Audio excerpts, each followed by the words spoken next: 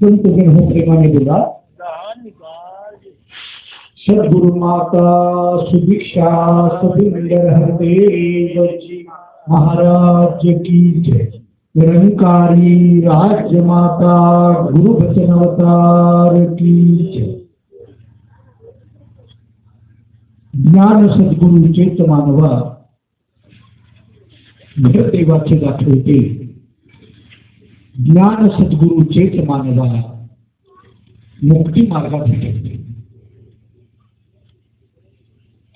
सर्वात शेवटचा हा मिळालेला दुर्लभ आणि दुर्मिळ असा असणारा मनुष्य जन्म महत् भाग्यानं महत् प्रयासानं तुम्हाला मिळाला. माणसाचा जन्म तुम्हाला मिळाला परंतु तो करायला नाही. तो कळवून घेण्यासाठी सद्गुरूंच्या चरणावरती नतमस्तक व्हायचे आहे. सद्गुरूंचं हे शुद्ध सात्विक पाक पवित्र ब्रह्मज्ञान प्राप्त करून घ्यायचे आहे. ब्रह्मज्ञान मध्ये लेखुराच्या गोष्टी पोटी हा पुढे आधी टाकलो. दगडाहून जीव करावा कठीण अंतरचा शिर झाली तेव्हा मेल्या मनुष्याची मन घडली असं राहतो उदास संसारामध्ये. तुकामध्ये आहे ते करावाचे काम आणि मग आहे राम जवळचे. संत जनानो, मनुष्याचा जन्म हा तुम्हाला भाग्याने प्राप्त झालेला मिळालेला आहे. जन्म मिळाला परंतु सर्वांच्या जीवनामध्ये पूर्ण सत्य सद्गुरू येत नाही.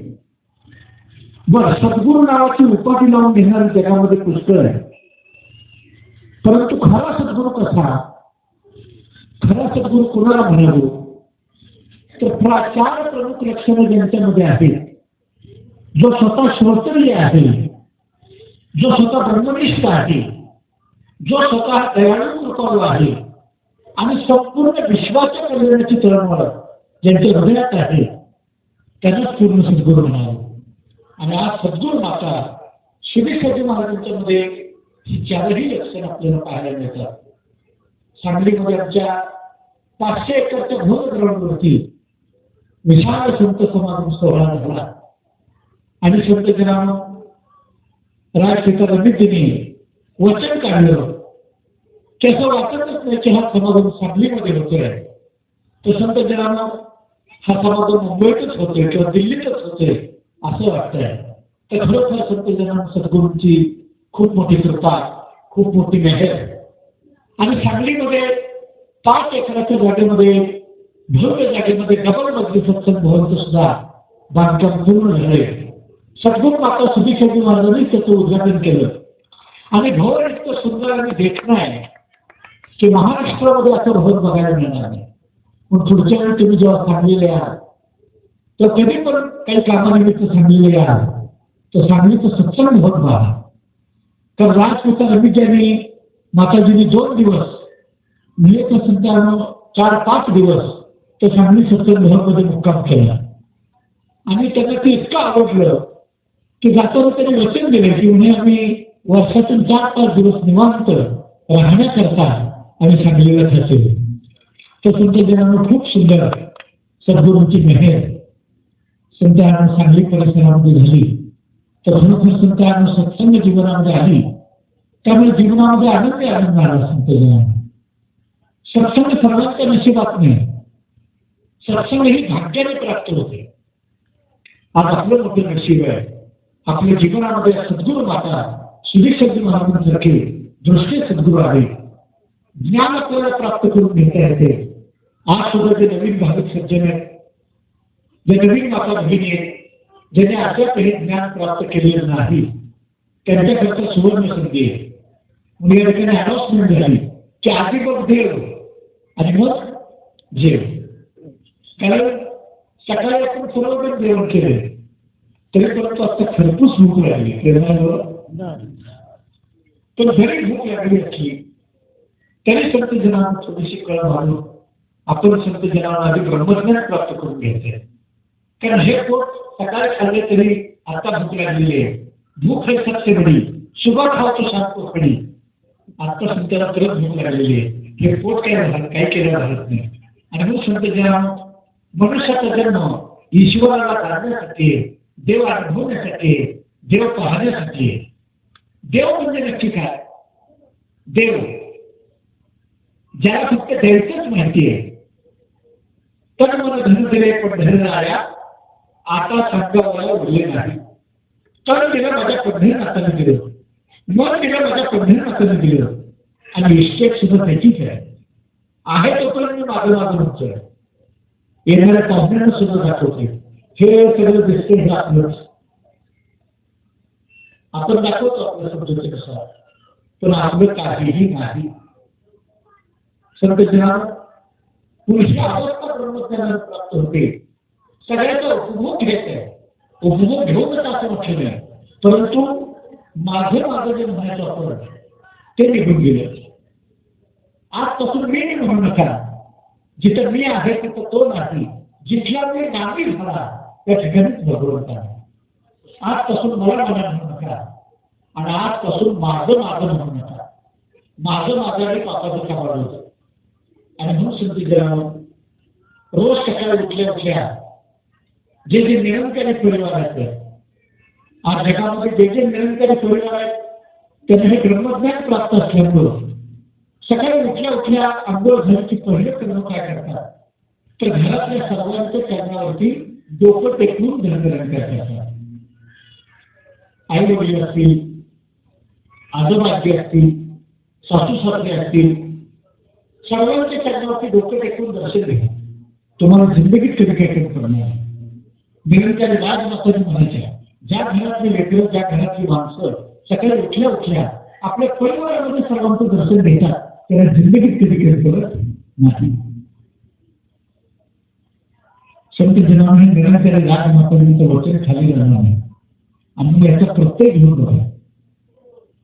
ना साधं मी समितीत काम करत होतो 1996 पर्यंत. 97 साली आमच्या खानापूर या सांगली जिल्ह्यातल्या गावी मोठ्या सत्संगाचा कार्यक्रम झाला.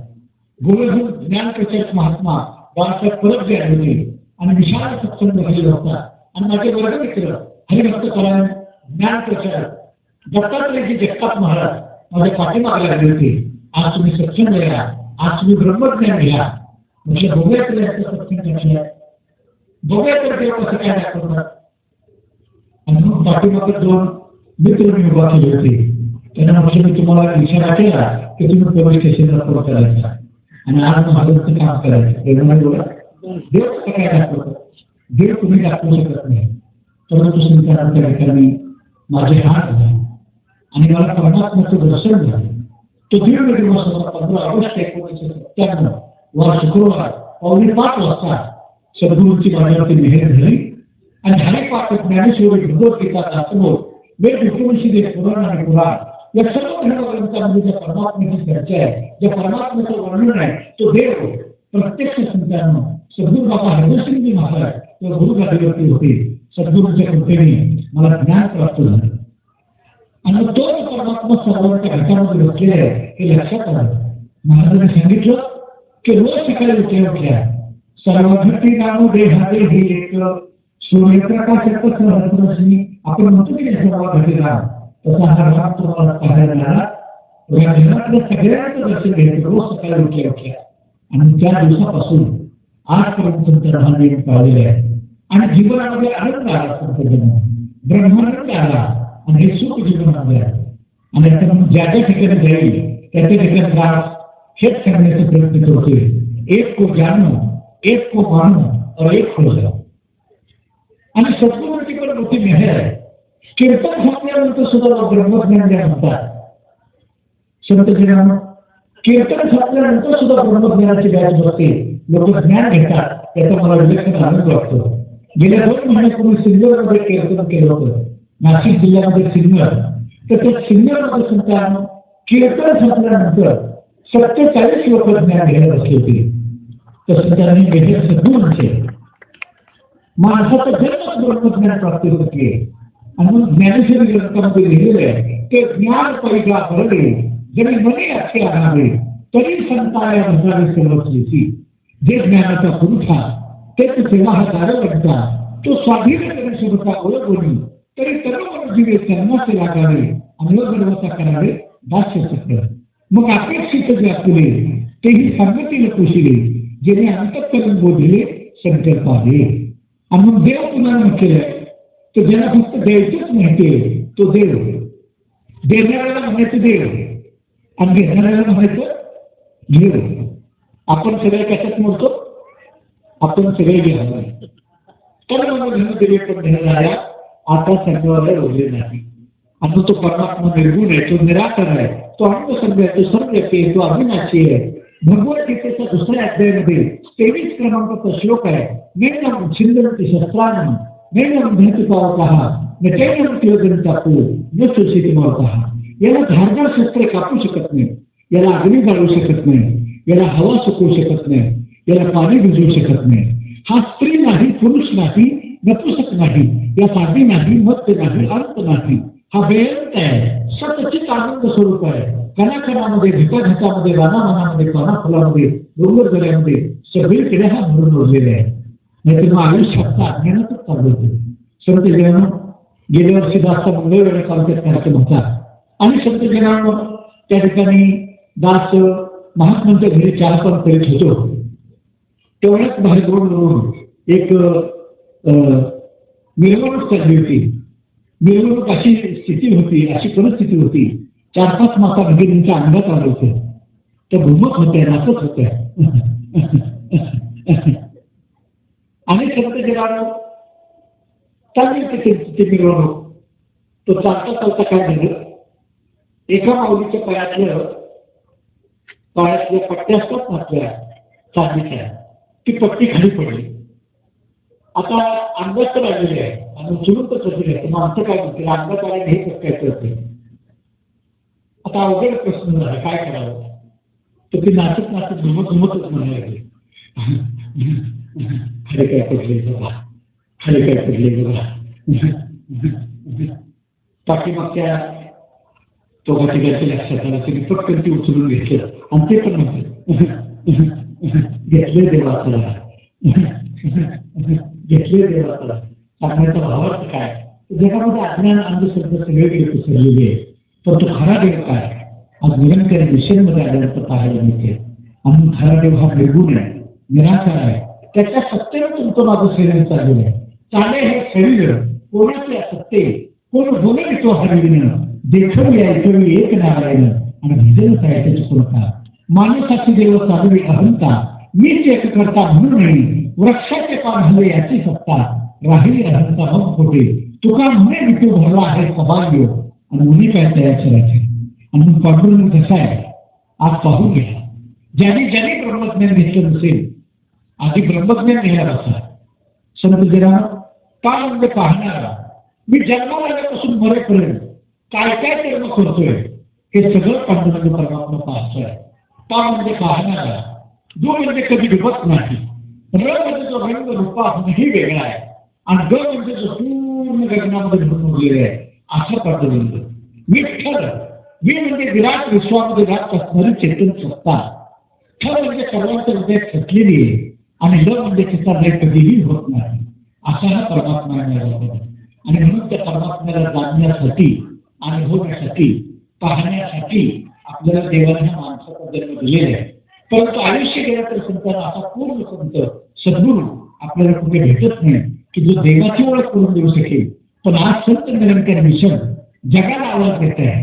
हा आवाज फक्त भारतापुरता नव्हे, महाराष्ट्रापुरता नव्हे, संपूर्ण जगाच्या कानाकोपऱ्यापर्यंत या सत्याचा आवाज दिला जातोय की बाबांनो, एक ध्वज सत्य का, एक ध्येय शांति का, एक धर्म मानवता का, एक भाषा प्रेम की और एक ईश्वर निरंकार.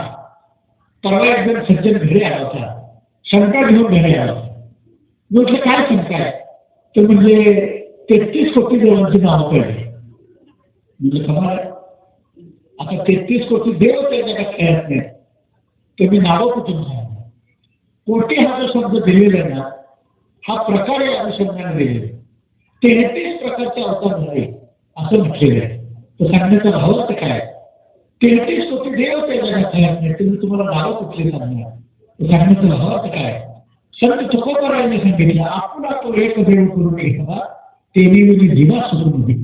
अनेका करून अंधारातून एकाकडे यायचंय, ज्योताकडून अद्वैताकडे जायचंय, अंधारातून प्रकाशाकडे जायचंय, तिमिराकडून तेजाकडे जायचंय, संत जनांना सगुणाकडून निर्गुणाकडे जायचंय. आणि मग संत जनांना मौली म्हणतात की तुझं सगुण म्हणतो की निर्गुण राहील आणि सगुण निर्गुण एकू होईल होईल. तर देव निर्गुण पण आहे आणि तुमच्या माझ्या शरीर असून तो सगुण रूपाने पण नटलेला आहे. पण तो सगुण रूपाने नटलेला परमात्मा आत निर्गुण आहे, म्हणून तो संत जनांना आहे. आणि म्हणून म्हटलेलं आहे की तो सगुण म्हणतो की निर्गुण राहील आणि सगुण निर्गुण एकू होईल होईल. आणि संत जनांना खऱ्या अर्थानं देव निर्गुण आहे, देव निराकार आहे आणि त्याला जाणता येतं, अनुभवता येतं. पाहण्यासाठी, जाणण्यासाठी आणि जाणून त्याची भक्ती करण्यासाठी आपल्याला देवाने हा मनुष्याचा जन्म प्राप्त करून दिलेला आहे. तर संत जनांना अधिक शब्दांचा सहारा न घेता जे जे ब्रह्मज्ञान अजून घेतले नाही त्यांच्या माफी माझी विनंती आहे की आजची संधी तुम्ही सोडू नका. आता बरेच जण म्हणतील महाराज तुमचं म्हणणं बरोबर आहे, पण भूक लागली नाही त्याचं काय करायचं? आजच्या दिवस थोडीशी कळस होता, आधी मग देव आणि मग जेव. आता मी का सांगतोय तुम्हाला आजच ज्ञान घ्या, का तर उद्याचा भरोसा नाही. रोज संध्याकाळी अशी रात्र होते, जग झोपी जाते, झोपणं तुमच्या माझ्या हातात आहे, पण सकाळी किती जणांना उठवायचं याचा स्वतंत्र देव आहे. आले देवादीच्या मनात तेथे कोणाचे झाले ना. आणि मग संत जनांना हे राहून जाईल की देव पाहण्याचं कर्म जे आहे ते मनुष्याच्या जन्माला आल्यानंतर पहिलं कर्म ह्यामध्ये हे करायचं. जेव्हा आपण ब्रह्मज्ञान प्राप्त करून घेतो तेव्हा मनुष्य जन्माची इती कर्तव्यता पूर्ण होते. कारण एका अभंगामध्ये तुकोबाराने म्हटलंय, येण्याची जन्मी मनोवळख आली, येथेची आपणाचे उद्धार आले आणि येथेची जोडावे नरक याचा निशी. माणसाच्या जन्मातच आपल्याला ब्रह्मज्ञान प्राप्त करून घेता येतं. आणि म्हणून संत जनांना आज हे ब्रह्मज्ञान संत निरंकार मिशनद्वारे सद्गुरू माता सुदीक्षाजी महाराज जगामध्ये आज हे ब्रह्मज्ञान देतात. आणि संत जनांना खऱ्या अर्थानं हे ब्रह्मज्ञान घेऊन या ठिकाणी दास आलेले आहे. परत संतांना रात्रभर दासचा प्रवास आहे. उद्या परत सांगली जिल्ह्यामध्ये 11 ते 2 दासचा कार्यक्रम आहे. संध्याकाळी पुन्हा कीर्तन सेवा आहे. निरंतर संतांना एकही दिवस खाली नाही. मेहनतीपर्यंत संतांना ही स्थिती असते, पण सद्गुरू एवढी ताकद देतात, तुमचं प्रेम एवढी ताकद देते की संतांना एवढा प्रवास करून सुद्धा थकावा अजिबात नाही. परत संतांचा रात्रभर प्रवास करून द्यायचा आहे. उद्या पुन्हा संतांचं दर्शन, संततेची देव, देवतेची संत आणि निमित्त त्या प्रतिमा. अनुसंधान चालत्या बोलत्या घटामध्ये खरा देव आहे. या सगळ्या बसलेल्या मूर्त्या देवाने घडवलेल्या मूर्ती आहेत. तुमच्या माझ्या घरामध्ये जी मूर्ती आहे ना, फोटोमध्ये असेल, मूर्तीमध्ये असेल, ती मूर्ती तुमच्या माझ्यासारख्या माणसाने बनवलेली. पण या चालत्या बोलत्या मूर्त्या देवाने प्रत्यक्ष घडवलेली आहे. झाली गर्भाची रचना, ठाऊक नव्हते लोकांना. जेव्हा तुझा बाप होता काळ तेव्हा कुठे कंडीला सुका, जेव्हा तुझी आई छोटी काढली तेव्हा कुठे होता सुप्राणी. 9 महिने 9 दिवस मातेचे पोटी तुझं कुणी करून चूक रोटी, कुणी दिले तुझा हात पाय आणि पुन्हा म्हणशी तुझा हात नाही. याचं थोडं जीवनामध्ये खूप संस्कार सद्गुरू आल्याशिवाय उघडत नाही. आणि खऱ्या अर्थानं आमच्या सांगली जिल्ह्यामध्ये समागम झाल्यामुळं वातावरण इतकं प्रफुल्लित आहे. अधिकाधिक महात्मा संत जनांना ब्रह्मज्ञान घेत आहे. आणि तुम्हाला सांगायचं म्हणजे समागमाच्या अगोदर आम्ही 1 महिना ज्या ज्या गावामध्ये सत्संग झालेली नाही, ज्या गावामध्ये सत्संगचा आवाजच दिला नाही, अशा गावामध्ये आम्ही सत्संगचे कार्यक्रम घेतले. काही ठिकाणी ब्रह्मज्ञान बऱ्याच जणांनी घेतलं. काही ठिकाणी महात्माने सेवा करून, सरपंच संचालक महात्माने सेवा करून गावामध्ये लग्न ठेवल्या. त्याच ठिकाणी 2-3 लग्न घडून संचालक जायच्या समागममध्ये फ्रीमध्ये सगळ्यांनी घेऊन जायचे आणि रात्री परत म्हणून सोडायचे. फार मोठी सेवा संत महापुरुषांनी केलेली आहे. तर म्हणून तनाने सेवा केलेली आहे, म्हणून मनाने सेवा केलेली आहे, घर म्हणून सुद्धा घर लोकांना भरपूर सेवा केलेली आहे. आणि जगात सगळ्यात महत्वाचं काय असेल तर सेवा. आणि पुढच्या वर्षीचा समागम सोहळा पनवेलला होतोय. कुठे असताना आपण सगळ्यांना सेवा करायची आहे. सेवा महान आहे, सेवेचं शान आहे. कळतो जो संत सेवा तो या जगी महान आहे. जास्त वेळ संत जनांना 56 वर्ष आहे. त्याच संतांना 12 दिवसापूर्वी डोळ्याचं ऑपरेशन झालं. या उजव्या डोळ्याने अजिबात दिसत नव्हतं, पण त्याच्यामध्ये लेन्स बसवले, ऑपरेशन झालं. डॉक्टरांनी सांगितलं 1 महिना कुठेही कार्यक्रमाला जाऊ नका, पण बंद बसत नाही. आज 12व्या दिवशी तुमच्या समोर मी आलेलो आहे, गॉगल लावून आलेलो आहे. बरेच जण म्हटले की महाराज गॉगल काय लावलाय, तर तुमच्याला 1 महिना अजून हा गॉगल वापरायचा आहे. तर तरी देखील संत जनाराम निरंतर सत्संगाचे कार्यक्रम पण सुरू आहे, कीर्तनाचे कार्यक्रम पण सुरू आहे. तर ही सद्गुरूंची असणारी मेहर आहे, सद्गुरूंची असणारी कृपा आहे. अनुसंधान जोपर्यंत आपल्याला आयुष्य देवाने दिलेले आहे तोपर्यंत आपण सत्संग करत राहूया, सेवा करत राहूया आणि नामस्मरण नित्य करायचे. तूही निरंकार मैं तेरी शरण हा मैंने बख्श, हे नामस्मरण सद्गुरू माताजींनी दिलेलं नामस्मरण आहे. तूही निरंकार म्हणजे काय, तर ज्ञान. तूही निरंकार म्हणजे ज्ञान. हा निराकार परमात्मा सगळीकडे म्हणलेला आहे. आत हरी बाहेर हरी, हरीने भेट होते. आत कोणला त्याला आत्मा म्हटले, बाहेर खोल्याकडे तो परमात्मा आणि तो संपूर्ण विश्वामध्ये घेऊन बोललाय म्हणजे विश्वात्मा. वस्तू एकच आहे, सत्ता एकच आहे, तत्व एकच आहे, चैतन्य एकच आहे. साईबाबा यालाच म्हणतात सबका मालिक एक. सद्गुरू माताजी म्हणतात उसको पहिले तू देख. आणि ज्याने ज्याने पाहिलं नसेल त्याने आता लगेच सत्संग समाप्तीनंतर जुनी होईल आणि जुनीनंतर ज्ञानकक्षामध्ये जाऊन वाच बसेल. आपण सुद्धा ज्याने ज्याने ब्रह्मज्ञान घेतलं नसेल किंवा घेऊन सुद्धा ज्यांना समजलं नसेल, निराकार परमात्मा ज्यांना डोळ्यांनी समक्ष दिसत नसेल, कारण समजा रोज संध्याकाळी आपण जेव्हा झोपतो तो आपले डोळे बंद होतात. सकाळी जेव्हा झोपेतून आपण जागे होतो डोळ्याची पापणी उघडते. पहिलं दर्शन आपल्याला कोणाचं होते, ते निराकार परमात्म्याचं होते. आता सद्गुरू माताजींनी आम्ही निसंग असणारा हा देव दाखवला. आज पण तोच आहे, बाहेर पण तोच आहे, संपूर्ण ब्रह्मांड त्यांनी व्यापलेले आहे. तो परमात्मा संतांना जन्मजना प्रत्यक्ष डोळ्यांनी दिसत नसेल, आज परत ब्रह्मज्ञान घ्यायला बसा, उदय करून घ्या. आता हा माणसाचा मिळालेला जन्म आपल्याला परत परत योगागार संतांना हा जन्म मिळालेला आहे. दुर्लभ आहे, दुर्मिळ आहे. आम्हाला रत्न जोडलेले तुझं आणि काय ब्रह्म बीज ओळखीशी न बुडे न कळे न हे चोरा, ते वस्तू चतुरा सगळी देसू ज्ञान देव म्हणे अविनाश दिले आणि आणून ठेवले गुरुमुखी. आणि म्हणून संतांचा परमात्मा जाणून घ्या, हा आत्मसात करा आणि याच्याशी नातं जोडा. कारण सद्गुरूंच्या कृपेने पाहिलेला देव हा संत जनांना देव समजतो, हा देव कळतो. सद्गुरूंना संतांना देव पाहता येत नाही, अनुभवता येत नाही. म्हणून संतांना स्वयं विश्वभा खेटरजींनी सुद्धा संत शरण नामदेवजी महाराजांना पुन्हा सद्गुरूंच्या चरणावरती शरण द्यायला सांगितलं, ब्रह्मज्ञान प्राप्ती करायला सांगितली आणि मग खऱ्या अर्थाने देवाची भक्ती करायला सांगितली. तर खऱ्या अर्थाने आज हा पांडुरंग, आज हा विठ्ठल निराकार तो निर्गुण ईश्वर जसा प्रगतीला असा विटेवर उभे ठेवले हात कटेवर उजळा चैतन्याचा. तर ह्या चैतन्याचा पुतळा आज आपल्याला घाबरतो. पाहून घ्या, जाणून घ्या आणि याची भक्ती करा. संत जन्मप्रेमाने असेच नवनवीन विचार ऐकण्यासाठी आमचे संतांचे विचार या चॅनलला सबस्क्राईब करा आणि आपले जीवन आनंदमय व आदर्शवादी करून घ्या. धन्यनिरंकारजी.